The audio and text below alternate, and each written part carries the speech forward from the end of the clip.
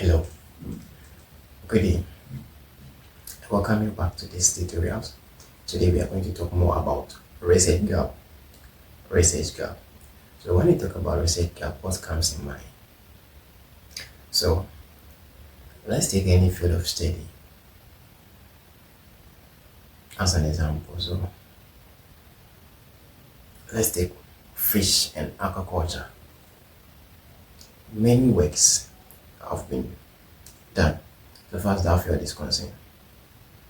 So if you're a researcher and you are going to conduct a new research within that space, then you need what we call a research gap. So by definition, we can define research gap as a specific area within a field where there is limited, insufficient, or no research, or where existing studies fail to fully address a particular issue. So there are four things we need to note here. First of all, there is a limited, insufficient, no research, or where existing studies fail. So when you conclude these four things, we will get three important things here. So either works have been done there, but they are limited and insufficient.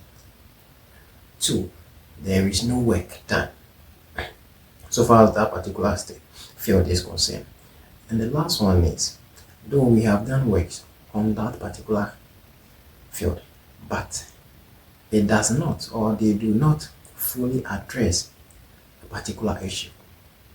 So when such things are being exposed, then we say that there is a gap, hence research gap.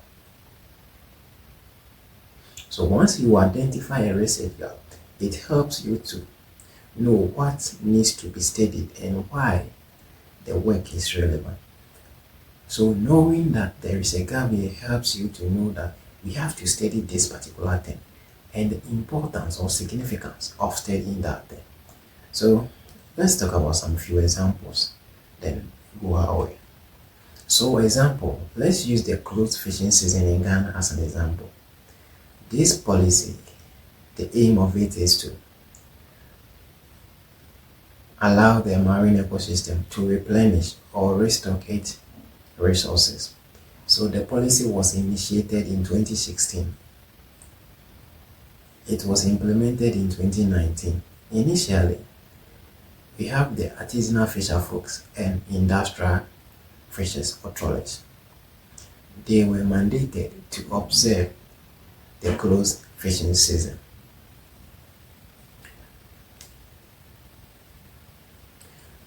Now, in 2025,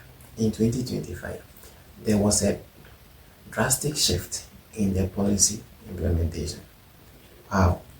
From 2019 to 2024, all these two competitors or actors were observing the band. They were not going to fish or extract fish from the marine resources when the season begins. Initially, they were observing the band, but in 2025, only the industrial and semi-industrial fishers or trawlers are mandated to observe this closed fishing season.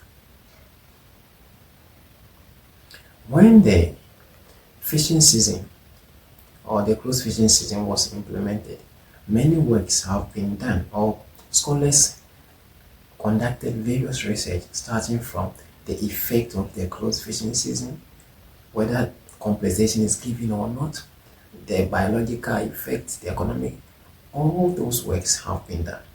When you take such works and you read, they do make recommendations. So from 2019 to 2016, the number of works that have been done on this particular field is enormous.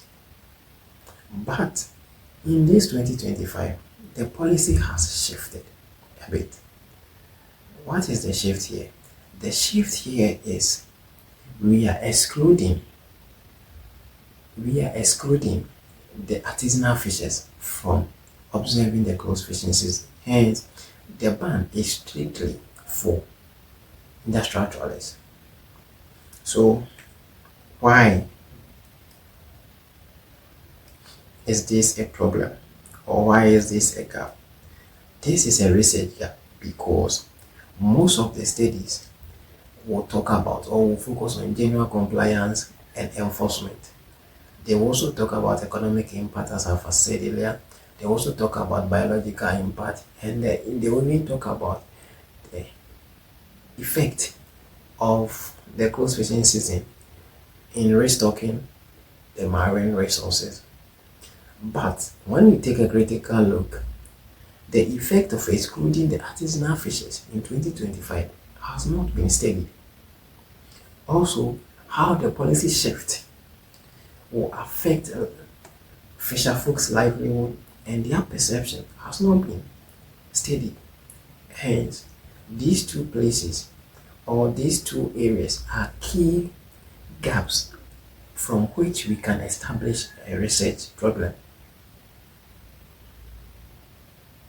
Now we have known the impact, or we can say that people have conducted research to assess the compliance level, the perception of fisher folks so far as the ban is concerned.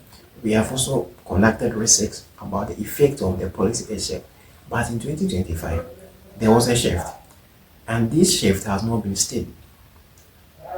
You understand? So, since the fisher folks, the artisanal ones, have been excluded, what are the impacts? What are the effects? Even how will those who are in the industrial trawlers, or who find themselves in the semi-industry section of the fisher folks, feel about the policy? So that is a research gap we can focus on. So let's try how we can state this. So let me read this one for you. While previous studies have examined the effect of close fishing season when both artisanal and industrial fishers complied, that was from 2019 to 2024, there is a lack of research on the implications of the 2025 policy shift, where only industrial trawlers are required to observe the ban. This gap leaves unanswered questions about the ecological effectiveness, social equity, and economic impact of partial compliance. You see, so the research gap is something you need to help you establish your problem. Without it, you cannot come up with any problem. So, in summary, when we talk about the research gap, it shows us what has not yet been studied. You understand? So, what has not been studied, or what has not been researched adequately about.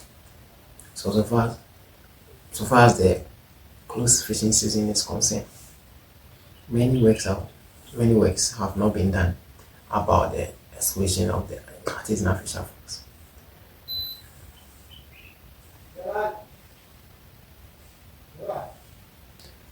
So in summary, when they ask you to come up with a research gap, what they are trying to tell you is you need to come up with something that much research has not been done about, or there is a limited knowledge about it, or there is a new thing. So basically we have 5 types of research gaps, but today I'm not going to talk about that one. I will talk about that one next time. So know this, in short, when they ask you about research gap is about what has not yet been studied. Thank you.